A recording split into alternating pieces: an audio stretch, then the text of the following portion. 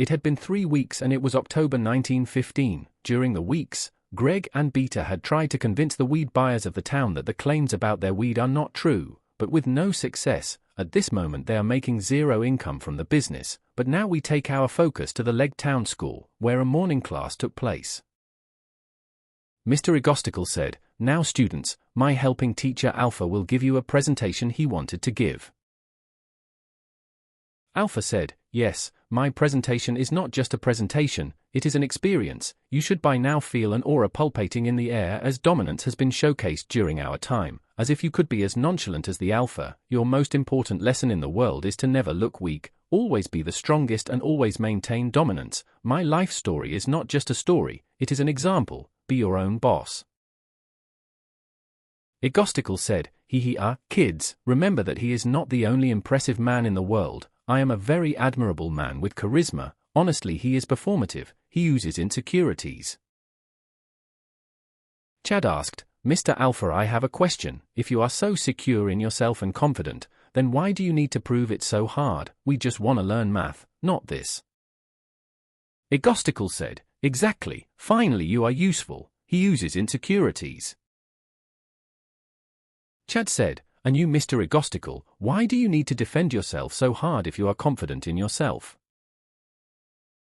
Both men were shocked and they got their ego hurt, as this 5-year-old challenged them. Then meanwhile outside, Bob and Greg were working. Bob said, "We got a call that an old man fainted in front of the store and is keeping the line frozen."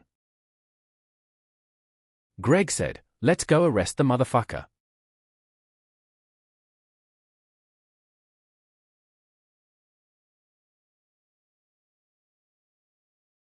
Bob said, "All right, brother, let's take him to jail." A man said, "Thank you, you are doing God's work." Then Bob and Greg found out that the serial gooner had hit another location, this time the beach playground.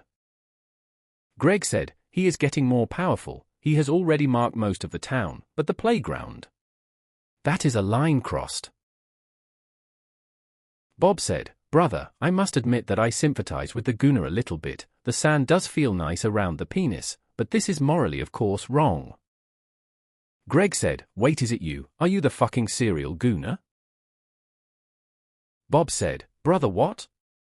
I don't goon at public parks at night when I have to sleep for work." Greg said, "I don't trust you yet. Hold on." The gooner dropped a photo on the ground. It's a photo of a furry. Hold on, I might know who it is. Then after work, Greg drove to home, ready to confront his friend.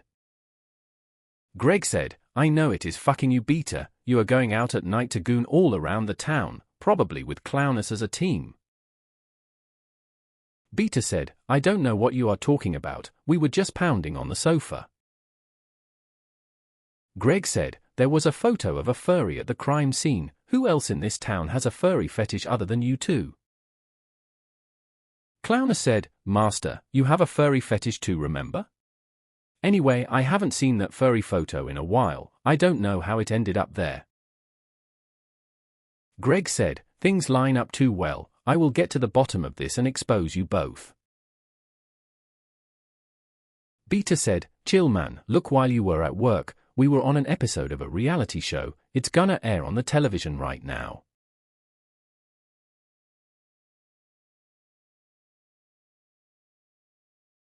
Beta said, "Hi, I am Beta and this is my boyfriend Clownus, we are in a happy homoerotic relationship." Clownus said, "We have a gay son who I gave birth out of my ass." Beta said, "We met each other in the furry porn circles, when he blackmailed me into porn." Clownus said, "Yes, we fell in love as soon as our dicks touched each other, we both quit porn to raise our son." Beta said, "We are the gay dads and we are happy."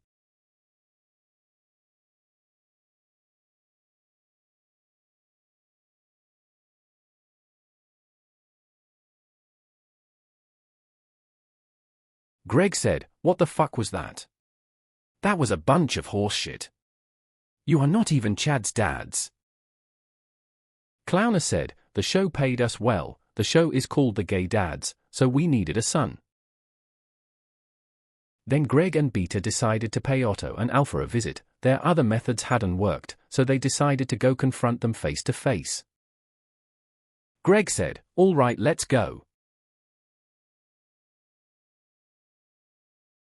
Greg said, "We know that you shitheads are spreading lies about our weed. It'll stop now or things will get nasty."